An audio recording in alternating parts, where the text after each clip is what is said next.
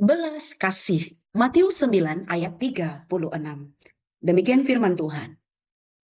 Melihat orang banyak itu, tergeraklah hati Yesus oleh belas kasihan kepada mereka. Karena mereka lelah dan terlantar seperti domba yang tidak bergembala. Bapak, Ibu, dan Saudara, bagaimana bila setiap orang dalam dunia ini saling mengabaikan satu sama lain? Mungkin kehilangan arah dan tidak memiliki harapan. Itulah gambaran masyarakat pada masa Tuhan Yesus hidup di bumi. Namun di tengah keadaan yang suram itu, Yesus menunjukkan sesuatu yang luar biasa, yaitu belas kasihan. Bukan sekedar emosi sesaat, melainkan sikap hati yang bergerak dari tindakan demi keselamatan dan pemulihan orang lain. Firman Tuhan dalam Matius 9 ayat 36 tadi muncul dalam konteks pelayanan Tuhan Yesus di bumi. Pada saat itu bangsa Israel sedang mengalami krisis spiritual yang sangat mendalam. Para pemimpin agama lebih fokus pada formalitas hukum Taurat daripada memperhatikan jiwa-jiwa yang haus akan Tuhan. Akibatnya, mereka lelah dan terlantar seperti domba tanpa gembala. Domba tanpa gembala cenderung tersesat, rentan terhadap bahaya, dan tidak tahu harus mau pergi kemana. Demikian juga dengan manusia yang jauh dari Allah.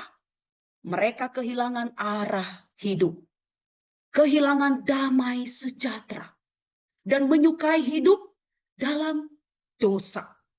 Ketika Yesus melihat kondisi ini, hatinya tidak tinggal diam. Ia tergerak oleh belas kasihan dan segera bertindak untuk membawa mereka kepada Allah, yaitu Sang Gembala sejati. Matius 9 ayat 36 ini menunjukkan karakter Allah yang penuh belas kasihan. Belas kasih Allah bukan hanya perasaan simpati, tetapi dorongan untuk bertindak demi keselamatan manusia, yaitu kita. Kita dipanggil untuk meneladani hati Tuhan Yesus Kristus. Sebagai murid-muridnya, kita tidak bisa hanya menjadi penonton pasif ketika melihat jiwa-jiwa yang terhilang dan menderita. Kita diajak untuk harus memiliki hati yang sama seperti Yesus.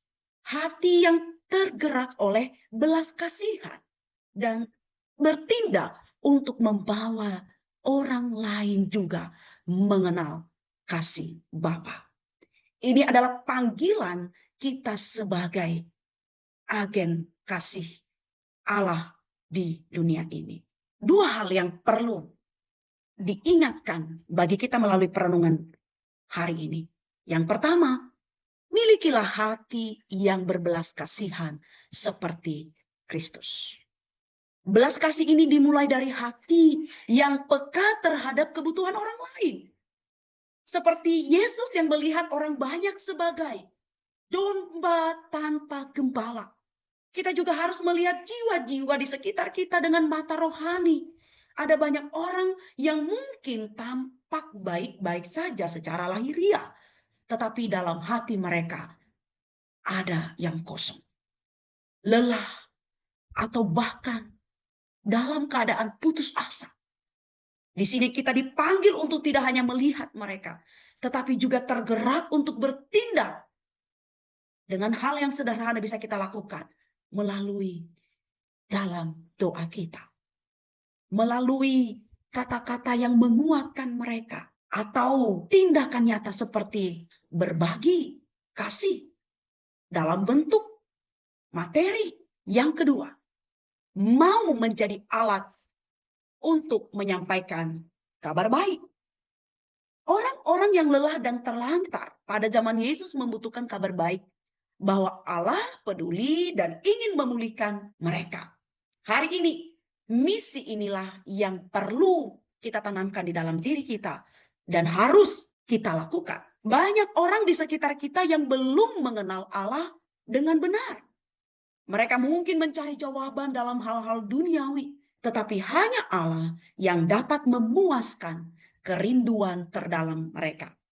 Di sini kita dipanggil untuk menjadi pembawa kabar baik, bahwa ada harapan hanya di dalam Tuhan Yesus Kristus. Mari kita belajar untuk memiliki hati yang berbelas kasihan seperti Tuhan Yesus. Belas kasih yang aktif bertindak untuk membawa orang lain kepada Dia. Shalom.